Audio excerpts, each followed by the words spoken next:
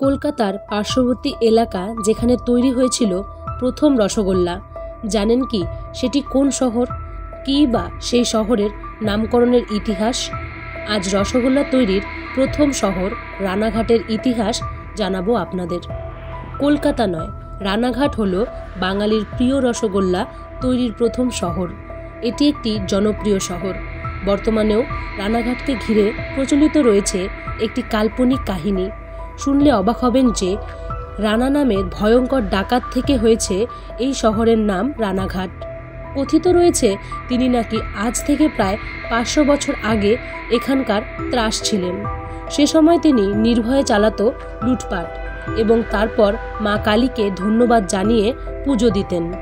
মূলত এখান থেকেই হয়েছিল রানাঘাট। কথিত রয়েছে এখানকার পূর্ব নাম ছিল ব্রহ্মডাঙ্গা। চুনি নদীর তীরে অবস্থিত এই প্রাচীন জনপথে রানা ডাকাতের নাকি ছিল এক বিশাল ঘাঁটি। তার ভয়ে জড়সড় হয়ে থাকত পার্শ্ববর্তী এলাকার বাসিন্দারা, এমনকি তার দল বেঁধেই যাতায়াত করত।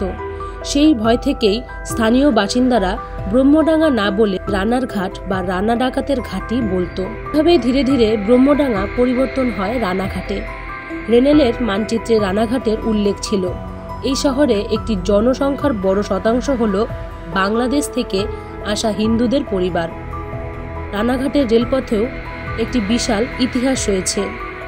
সিপাহী বিদ্রোহের 5 বছর পর শিয়ালদার রানাঘাট রেলপথের সৃষ্টি হয়।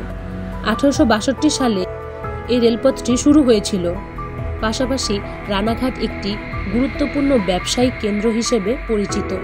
ছোটখাটো ব্যবসায়িকরা কাছাকাছি শহরেই হোক কিংবা গ্রামেই মালপত্র সংগ্রহ করত এখান থেকে। মূলত তাই এখানে খুচরো ও পাইকারি ব্যবসার অত্যন্ত উন্নতি ঘটেছে। রানাঘাট শহরে বুটিক, হস্তশিল্প এবং বিভিন্ন ধরনের ফুল তৈরিতে জড়িত হাজারো হাজারো মানুষ।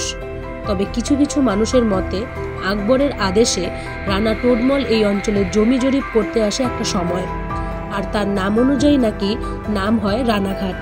কিছু গবেষকের মতে রাজা কৃষ্ণচন্দ্র দ্বিতীয় স্ত্রীর নাম রানী, সে থেকেই রানাঘাটের বর্তমান নাম।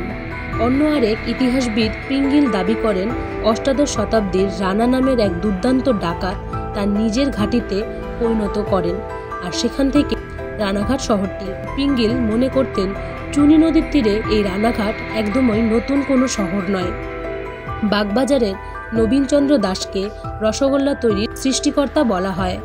1868 সালে তিনি প্রথম রসগোল্লা তৈরি করেছিলেন। শিল্প সংস্কৃতির দিক থেকেও বহুকাল আগে থেকেই এই শহরটি বেশ পরিচিত। মার্গ সঙ্গীতের পীঠস্থান ছিল এই রানাঘাট। রানাঘাটের মদনমোহন কলোনি, সর্বপল্লীর মতো বিভিন্ন অঞ্চল এই শিল্পের সাথে জড়িত বর্তমানেও। এমনকি বাঙালির প্রিয় রসগোল্লার সাথেও এখানকার নাম ওতপ্রোতভাবে জড়িত। পাশাপাশি বেশ কিছু বিশেষ বিশেষ মানুষের নামও জড়িত এই শহরের সাথে।